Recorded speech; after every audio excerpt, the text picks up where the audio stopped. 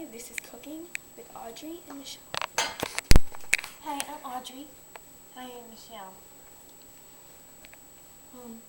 Today's show is currently about carrot mixture souffle. Take a wrench.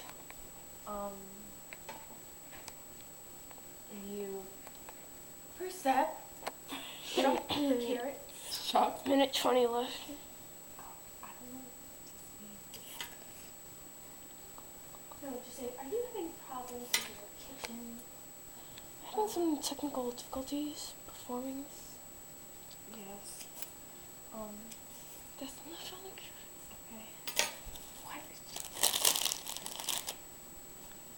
Hey, and we're back with today's show. Now we're gonna add a pinch of cinnamon. Hey, what's that at the bottom? That looks pretty satisfying. Some apple strudel, Pop-Tart. and Michelle, a what are you pint adding? of sugar, What are you, olives? olives, some Oh, some crunchy mustard, cinnamon, some crunchiness to top it off with the Lay's potatoes. Now for the taste test. Taste tester. Go. 24 seconds.